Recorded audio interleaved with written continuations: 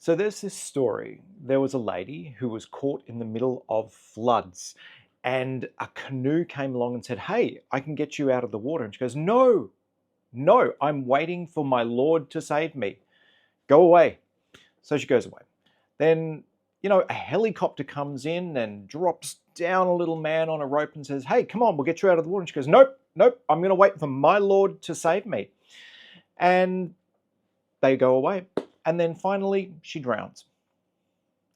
Goes up to heaven and she says, "Lord, why did you forsake me?" And she goes, "I sent two people to rescue you."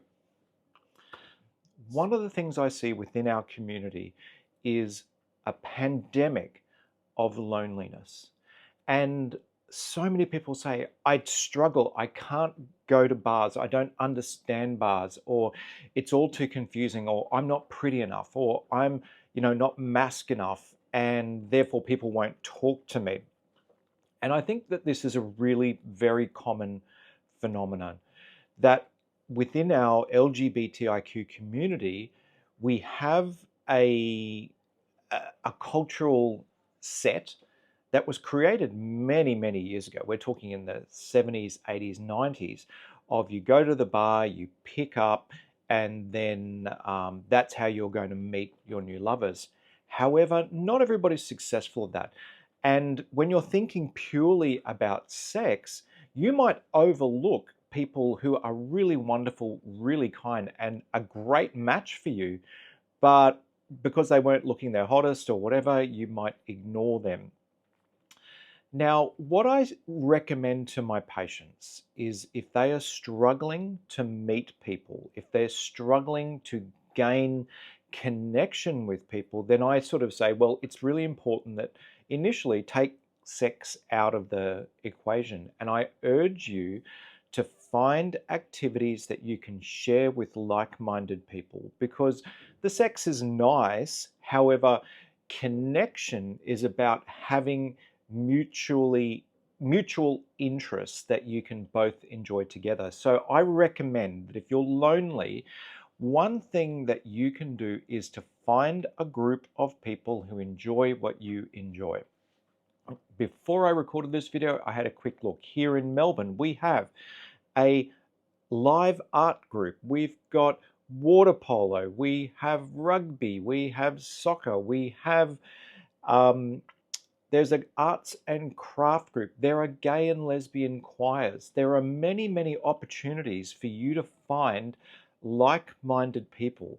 And here's the thing, if you're shy and you don't know what to talk about, you've already got an activity that you enjoy that you can talk with the people there. And you may find, and you may be pleasantly surprised, that you might find somebody that you have a wonderful connection with, that you can have a great friendship with. And it's great friendships that can lead to potential relationships. But what I would urge people to do is, I recommend that being connected to people will make a big, big difference.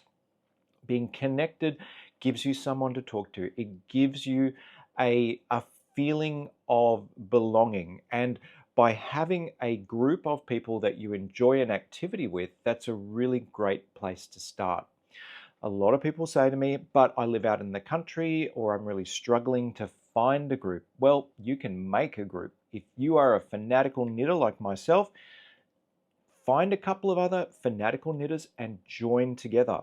You can initially start with an online group. There are a lot of different groups on, say, Facebook or Reddit, where you can meet a couple of people. Perhaps you could have a Zoom call where you knit together and have a really wonderful chat. That's a good start, and from there you slowly build up. Here in Melbourne, a really good example is Melbourne Rubber. We had a couple of rubber enthusiasts who moved to Melbourne, and they gently created a group of other rubber enthusiasts, and it grew. And now we have an amazing rubber and fetish collective here in Melbourne that is strong, and I would say is equal to many of the big rubber groups across the world. And this has been amazing, watching a community start and grow and flourish, and you can be part of that.